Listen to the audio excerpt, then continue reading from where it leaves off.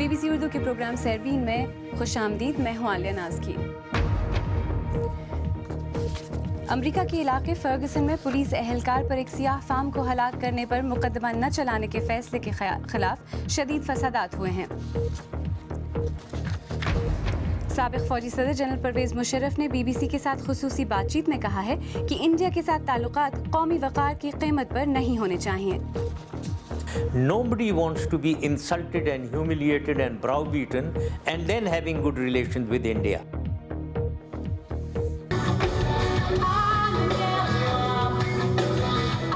اور روس میں جو گلوکار یوکرین پر سرکاری موقف رکھتے ہیں ان کے بارے نیارے رہے دیگر تو وہ کنارے کنارے. امریکہ کی ریاست میزوری کے علاقے فرگسن میں اگست میں سیاہ فام نوجوان مائیکل براؤن کی پولیس کے ہاتھوں ہلاکت کے مقدمے میں جوری نے گولی چلانے والے پولیس اہلکار پر فرد جرم عائد نہ کرنے کا فیصلہ کیا ہے. فیصلہ عام ہونے کے چند گھنٹوں کے اندر اندر فرگسن کی سڑکوں پر پولیس اور مظاہرین کے درمیان پرتشدد جھڑپیں شروع ہو گئیں اور کئی عمارتوں کو نذر آتش بھی کر دیا گیا. تفصیل کے ساتھ راجہ ذوالفقار علی.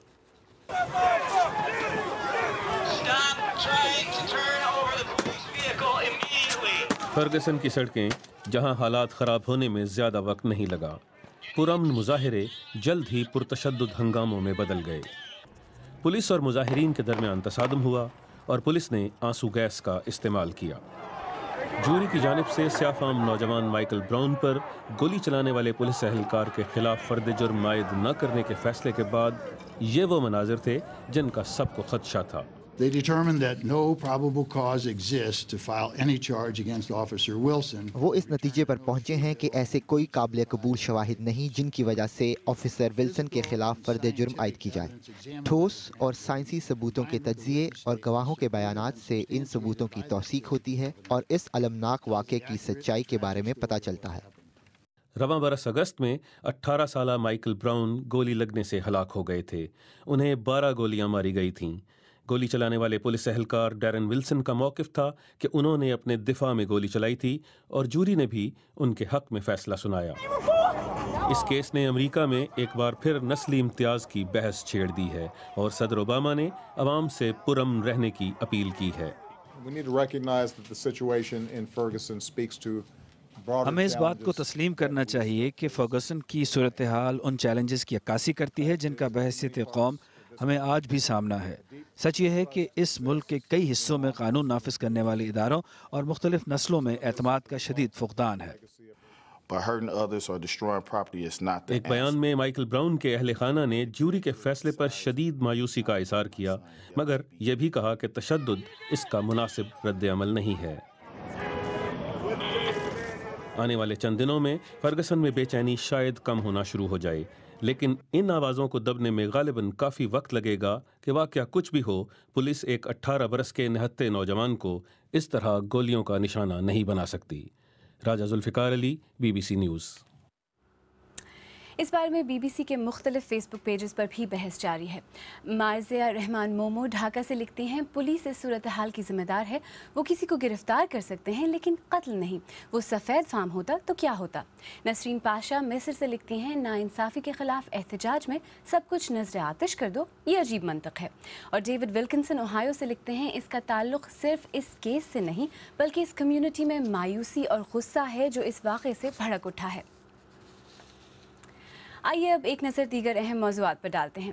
انڈیا کے زیر انتظام کشمیر میں 87 نشستوں پر مشتمل اسمبلی کے لیے انتخابات کے پہلے مرحلے میں 15 انتخابی حلقوں میں آج ووٹ ڈالے گئے.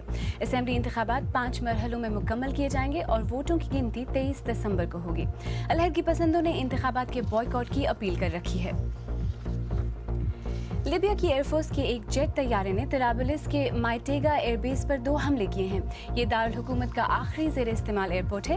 اس حملے میں ایئرپورٹ کا رن وے تو تباہ نہیں ہوا لیکن قریب واقع کچھ گھروں کو نقصان پہنچا ہے. نیپال کی دارالحکومت کٹھمنڈو میں کل سے سارک سربراہ کانفرنس کا انعقاد ہو رہا ہے. سارک کے کچھ نمائندوں کے خیال میں خطے میں تعاون کا ایجنڈا پاک انڈیا رشتے سے متاثر رہا ہے. کیا پاک انڈیا قیادت اس کانفرنس کے دوران کسی مثبت سمت میں بڑھ سکے گی؟ کٹھمنڈو سے صبا اعتزاز کی رپورٹ. روایتی ساز و رقص، آنے والے سارک رہنماؤں کا استقبال کر رہا ہے۔ اربوں روپے کی تزئین و آرائش سے لگتا ہے کہ تیاری شاندار ہے۔ ایجنڈا ہے تجارتی اور سیکیورٹی کنیکٹیویٹی سے خطے کی خوشحالی۔ لیکن کیا تاریخ اپنے آپ کو دہرا رہی ہے؟ وزیر خارجہ سطح کی میٹنگ میں پچھلے کئی کانفرنسز کی طرح میڈیا کی توجہ پاک بھارت تعلقات پر مرکوز رہی۔ انڈین میڈیا کے لیے بگ سٹوری از کہ کیا نریندر مودی اور نواز شریف کے بیچ میں ملاقات ہوگی کہ نہیں، بات چیت ہوگی کہ نہیں، اور یہی سب سے پرومیننٹ ہیڈ لائن بھی ہے۔ بند دروازوں کے پیچھے گفتگو ختم ہوئی لیکن بات آگے نہ بڑھی۔ حال ہی میں بی بی سی کو دیے ہوئے انٹرویو میں ظاہر ہوتا ہے کہ اسلام آباد کو پہلے خدشہ تھا۔ ہم نے تو کوئی فارمل ریکویسٹ نہیں کی، نہ ہمارا ارادہ ہے، لیکن اگر انڈیا کی طرف سے ریکویسٹ آئے گی دین ویل سی۔ اور ریکویسٹ نہ آئی تو پھر کیا ہوگا؟ خالی ہینڈ شیک ہی غالباً ہوگا فوٹو سیشن میں۔ نریندر مودی کے اقتدار سنبھالنے کے وقت مسافے اور تحفوں سے بہتر تعلقات کے آغاز کے بعد لائن آف کنٹرول پر کشیدگی اور دونوں اطراف سے سخت گیر بیان جاری ہوئے۔ کیا خطے میں امن اور ترقی کے سارک ایجنڈا کو پھر یرغمال بننے کا خطرہ ہے؟ پاک بھارت سفارتی کیمپ سے دونوں ملک کے وزراء اعظم کی ملاقات کے اشارے ہیں لیکن یقین دہانی نہیں۔ کہا جا رہا ہے کہ بات چیت ہوئی بھی تو دائرہ محدود ہوگا۔ پاکستان اور بھارت کے تعلقات میں کشیدگی کوئی نئی بات نہیں، لیکن اسی شہر کھٹمنڈو سے ایک بار پہلے مفاہمت اور درگزر سے کام لیتے ہوئے دونوں ممالک جنگ کے دہانے سے واپس لوٹے۔ اس بار انڈین ایکسٹرنل افیئرز منسٹر نے سرتاج عزیز کے ساتھ چائے پر بات چیت کو محض کرٹسی قرار دے دیا۔ کیا دونوں ممالک کے وزراء اعظم اس سے بہتر قدم اٹھا پائیں گے؟ تعلقات کے اتار چڑھاؤ اور سارک کے لڑکھڑاتے ایجنڈے سے واضح ہے کہ ایک قدم آگے اور دو پیچھے کی پالیسی سے دونوں ممالک وہیں آ کھڑے ہوتے ہیں جہاں سے چلے تھے۔ Saba Aitzaz, B B C news, Kathmandu. آئیے اب ذکر کرتے ہیں سابق فوجی صدر جنرل پرویز مشرف کا، جنہوں نے کہا ہے کہ پاکستان انڈیا کے ساتھ برابری کی بنیاد پر تعلقات قائم کرے، لیکن ان تعلقات کے لیے بے عزتی نہیں ہونی چاہیے۔ بی بی سی کے پروگرام ہارڈ ٹاک میں اسٹیون ساکر سے بات کرتے ہوئے انہوں نے پاکستان اور انڈیا کے تعلقات کے علاوہ ملک میں جمہوریت سمیت کئی معاملات پر گفتگو کی۔ پرویز مشرف کے انٹرویو پر مبنی رپورٹ پیش کر رہے ہیں عادل شاہ سے۔ And yet the polls, you don't like opinion polls, but the polls show more than 60% of Pakistan. General retired Pervez Musharraf سے پوچھا گیا کہ رائے عامہ کے جائزوں کے مطابق پاکستانی عوام کی اکثریت بھارت سے اچھے تعلقات چاہتی ہے، آپ کیا سمجھتے ہیں؟ Nobody wants to be insulted and humiliated. Pakistan میں کوئی بھی نہیں چاہتا کہ بھارت سے اچھے تعلقات کے لیے بے عزتی اور ذلت و رسوائی کا سامنا کرے۔ آپ پاکستان کی کسی گلی میں آ کر کسی شخص سے پوچھ لیں، وہ کبھی ایسا نہیں ہونے دیں گے۔ انہیں اس چیز سے سخت نفرت ہے کہ ہم کسی کی منت سماجت کریں۔ آپ غلط سمجھ رہے ہیں کہ میں بھارت کے خلاف ہوں، ایسا بالکل نہیں ہے۔ We don't submit. Pervez Musharraf کے اس موقف کو ہندوستان میں کیسے دیکھا جائے گا؟ دہلی سے شکیل اختر۔ بھارت نے چند ہفتے قبل جس طرح اچانک اپنی بات چیت پاکستان سے منسوخ کی، اس کی خود یہاں دلی میں خاصی تنقید ہوئی تھی۔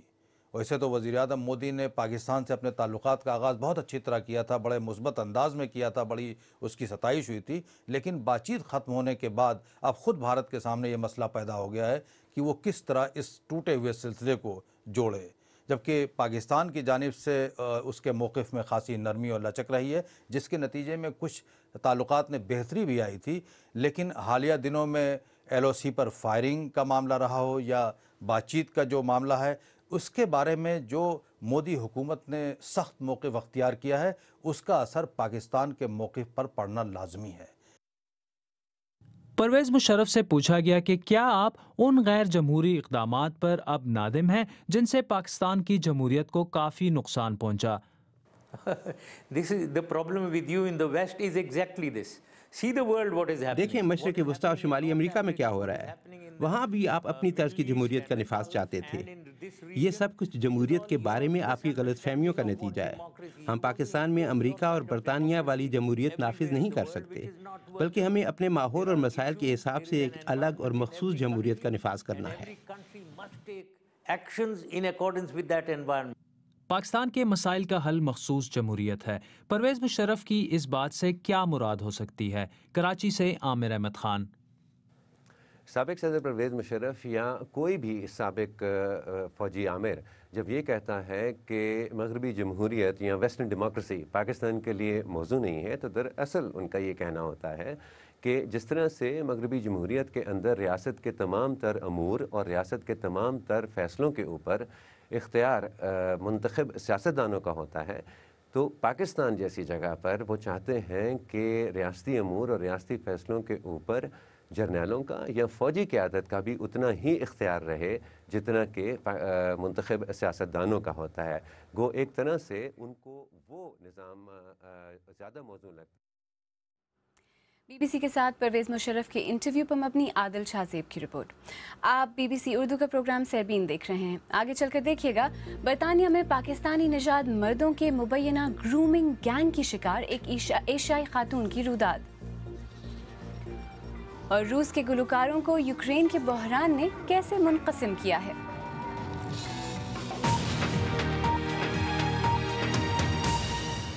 میرا دل بھی کتنا پاگل ہے، یہ پیار تو تم سے کرتا ہے. میرا دل بھی کتنا پاگل ہے، یہ پیار تو تم سے کرتا ہے.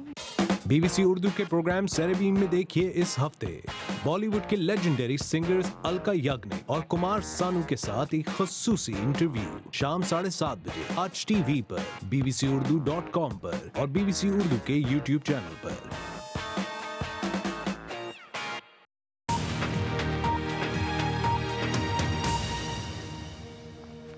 بی بی سی اردو کے پروگرام سیربین میں ایک بار پھر خوش آمدید. میں ہوں عالیہ ناز کی. برطانیہ میں ہر 20 بچوں میں سے ایک بچہ جنسی زیادتی کا نشانہ بنتا ہے. ان بچوں یا نوعمروں کو عموماً شراب اور نشے کی مدد سے پہلے اپنی طرف راغب کیا جاتا ہے اور اس کے بعد ان کے ساتھ جنسی زیادتی کی جاتی ہے. B B C Asian network کی شبنم محمود نے یارکشائر میں رہنے والی ایسی ہی ایک نوعمر لڑکی سے ملاقات کی ہے جو اس سب سے گزرنے کے بعد اب اپنی زندگی دوبارہ جینے کی کوشش کر رہی ہے. اس ویڈیو میں اس لڑکی کا اصل نام اور آواز شناخت نہ ظاہر کرنے کی وجہ سے تبدیل کر دی گئی ہے. جب میں 15 سال کی تھی تو یہ لوگ مجھے ایک شیشہ کیفے میں ملے اور پھر یہ مجھ سے قریب ہو گئے اور میرے ساتھ وہ کیا جو مجھے پسند نہیں تھا. لبنہ نے سوچا کہ جن مردوں سے وہ مل رہی ہے وہ اس کے دوست ہیں. مجھے ایسا لگا کہ یہ میرا ساتھ دیں گے، میری مدد کریں گے. میں بہت اکیلی تھی. لبنہ کی مدد کرنے کی بجائے انہوں نے شراب اور نشے کی مدد سے ان کی قوت ارادی کو کمزور کر دیا اور پھر اسے جنسی زیادتی کا نشانہ بنایا. میں دیواروں کو مکے مار رہی تھی اور چھری سے اپنا ہاتھ کاٹ رہی تھی. مجھے لگا کہ میں ناکارہ ہوں. پہلی بار جب میں نے خودکشی کرنے کی کوشش کی تو مجھے ایسا لگا کہ میرے جینے کا کوئی مقصد نہیں ہے. میں نے اپنی تعلیم پر بالکل توجہ نہیں دی اور مجھے لگا کہ میں اپنے خواب کبھی پورے نہیں کر پاؤں گی. لبنہ کے والد نے جب اس کا کمپیوٹر دیکھا تو انہیں اس کا فیس بک پروفائل ٹھیک نہیں لگا. مجھے اس وقت پتا چلا جب میں اس کا فیس بک پروفائل دیکھ رہا تھا. میری بیٹی کو بہت سے لوگ فالو کر رہے تھے. ان کی تعداد 1000 سے بھی زیادہ تھی. میں نے سوچا کہ آخر کیوں؟ میری بیٹی کوئی مشہور شخصیت تو نہیں ہے. وہ سمجھتے ہیں کہ ایشین کمیونٹی اس مسئلے کو تسلیم نہیں کرنا چاہتی. ہمارے مذہب میں یہ غیر مناسب بات سمجھی جاتی ہے. ہمارے مذہب میں یہ کہیں نہیں لکھا گیا کہ آپ ناانصافی اور برائی کے خلاف آواز نہ اٹھائیں. ہمیں ان چیزوں کا سامنا کرنا چاہیے، نہ کہ ان کو کچرے کی طرح چھپا دینا چاہیے. لبنہ کو اب کاؤنسلنگ کے ساتھ ساتھ دوائیں بھی دی جا رہی ہیں اور اپنے والد کی مدد سے وہ دوبارہ کالج بھی جانے لگی ہے. آپ دوسری لڑکیوں کو کیا پیغام دینا چاہیں گی؟ میں انہیں کہنا چاہوں گی کہ وہ اپنی زندگی پوری طرح سے جئیں لیکن اپنے ماں باپ کی سنیں.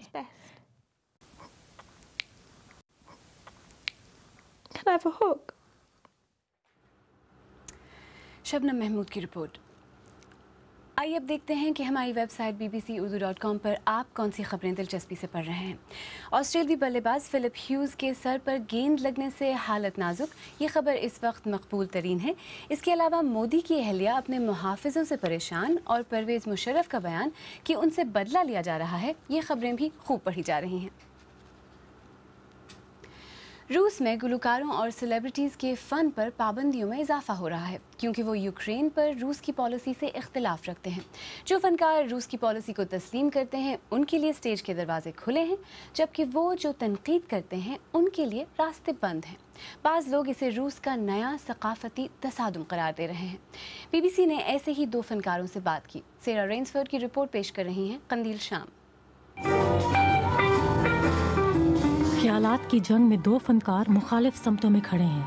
یہ جنگ یوکرین کے بحران نے شروع کی ہے۔ وطن دوست آگے بڑھیں۔ پاپ کوئین ولیریا بھی سیاسی شہرت کے میدان میں اتری ہیں اور صدر پیوٹن کی مکمل حمایت کر رہی ہیں۔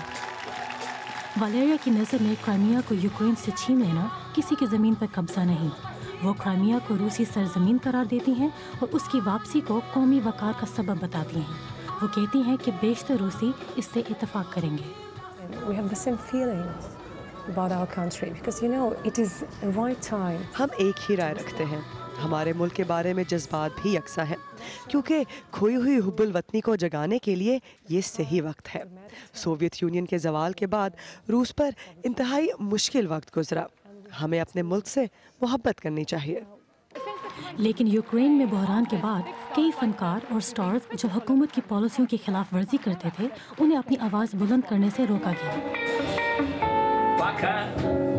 جیسے کہ راک سٹار آندرے مکارویچ جو اب اس جیز کلب جیسے چھوٹے وینیوز تک محدود ہو کر رہ گئے ہیں۔ ان کے 28 دیگر کانسرٹ منسوخ کر دیے گئے ہیں اور یہ اس وقت ہوا جب انہوں نے کرائمیا پر روسی قبضے کی تنقید کی۔ سرکاری میڈیا نے انہیں ایک غدار قرار دیا۔ Well, what can I do? I do not feel that میں کیا کر سکتا ہوں؟ مجھے نہیں لگتا کہ میں نے کچھ غلط کیا ہے۔ میرا ابھی بھی یہی خیال ہے کہ حکومت نے جو کرائمیا میں کیا ہے وہ ایک بہت بڑی غلطی تھی اور آج ہم جو دیکھ رہے ہیں وہ اسی غلطی کا نتیجہ ہے۔ just a continuation of this mistake. ایسے نقطہ نظر کی وجہ سے آندرے مکارویچ پر ایک کانسرٹ میں ٹماٹر پھینکے گئے۔ والیریا کو بھی احتجاج کا سامنا کرنا پڑا ہے، تاہم روس میں نہیں۔ اس بھیڑ نے لندن کے رائل البرٹ ہال میں ان کے شو کو روکنے کی کوشش کی۔ لکیر اب کھینچی جا چکی ہے اور لگتا ہے کہ روس میں اب فنکاروں کو کامیابی کے لیے سرکاری دھن پر ہی گانا ہوگا۔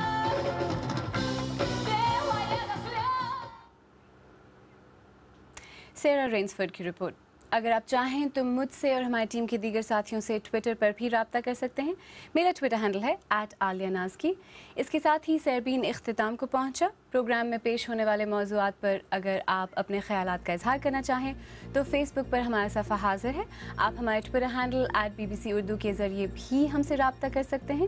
کل پھر حاضر ہوں گے، تب تک تازہ ترین خبروں، تجزیوں، تبصروں، تصاویر اور ویڈیوز کے لیے ہماری ویب سائٹ bbcurdu.com دیکھتے رہیے۔ عالیہ ناز کی کو اب اجازت دیجیے۔